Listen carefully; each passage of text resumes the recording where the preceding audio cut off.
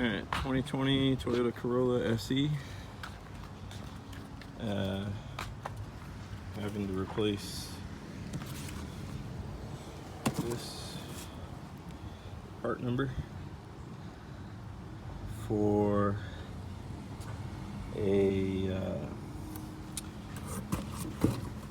engine maintenance needed C dealer light on the dash. Actually, it's a message, not a light. Your check engine light won't come on. It'll just say that. And you will take it to the dealer. They'll charge you 75 bucks to scan it. And either they haven't seen it before, so they'll tell you the valve's working good and there's no problem, or they've seen it before, especially on the RAV4s of this year. The RAV4 has a 2.5 though. This is a 2 liter. And that's not good.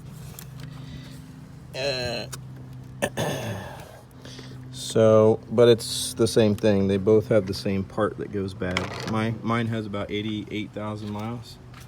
I do Uber and Lyft, so I run a lot of miles, even though the car's only a little over 2 years old. And I idle a lot. I actually sleep in my car sometimes, so off and on if I go far distances and don't want to drive back. So it idles all night. So the cooling system and all the parts are under a lot of load all the time, I guess. So anyway, this assembly looks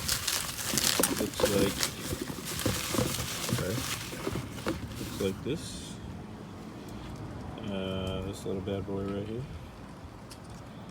And what it does, from what I can tell, is it gets a hairline crack in the plastic, because this whole thing is plastic. And it's got an electrical sensor here, and the water flows through this thing. It's just a check valve.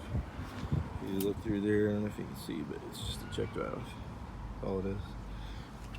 It has something to do with the heating and air conditioning, as far as flowing heater to the heater core, which is back there. So this thing lives behind this battery.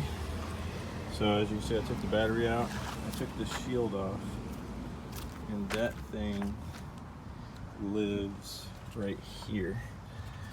You'll see it on your car, it'll stick out a little bit. It'll be like this big, and it just has these 1, 2, 3, 4, 5 little things that you unscrew.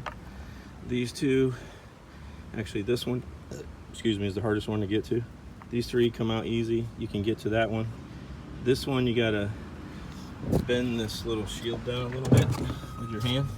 This is just aluminum. You just bend that down with your hand like that, and you'll be able to get back there to that stud right there that I got my finger on, and unscrew it. Just be careful. Keep your hand under there and screw it slowly, because you'll drop it down in there and you'll never see it again.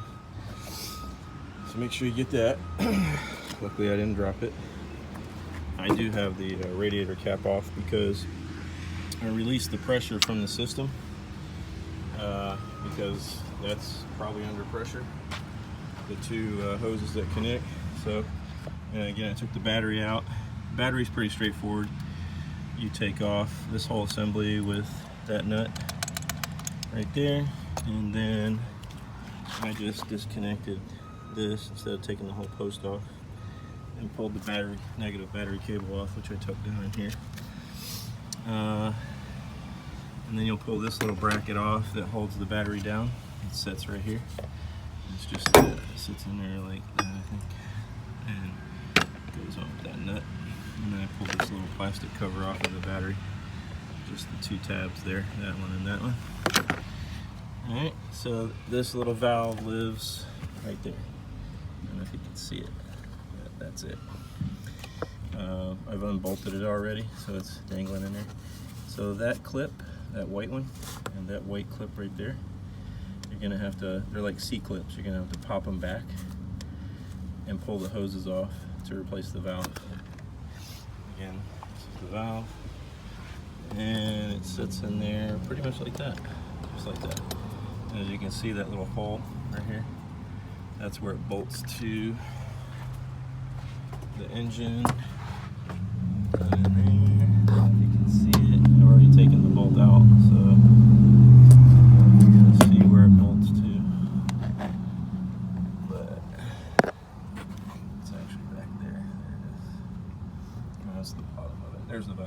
As you can see, I already took the bolt out. It lives right there in that hole right there. So it's just a bolt-on item. They want $600 to do this at Toyota. The part itself is $125, but they're getting you on the labor costs. I think it books for like 4 or 5 hours of labor. I don't know why. It's not that big a deal.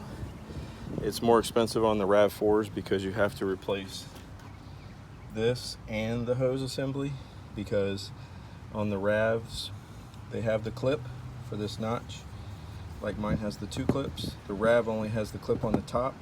The hose is pressed on the bottom, so you have to buy the whole assembly. You should buy the whole assembly, I should say, if you don't want to try to get the hose off, put it on, because you can break this because it's plastic. So if you have the 2.5 RAV, I think it's models 2019 to 2022, you would buy the whole assembly, which I think is like $20 more with the hoses. It wasn't that much more, because I looked at that, because I was comparing that. I found that on the forums. I couldn't find anything on the Corolla, and then I eventually found it. And like I said, they're very similar parts. So I'm just waiting for this to cool down a little bit more, and then I'm going to pull those hoses off, pop those C-clips back, and pop the hoses off. And then pop the hoses on this, and they should go back over these little notches, that one and that one. And the C-clip should rest right here on both, like it is on that one. You can see. Sorry about the camera angles. And as you can see, mine's leaking where I told you it was. I don't know if you can see that residue right there. But what it does is it cracks in the valve, and then it leaks into this little part right here, which is where the connector resistors are. And then it causes a short, which displays that information on your dash about engine maintenance needed. Not maintenance needed, engine maintenance needed. That's key.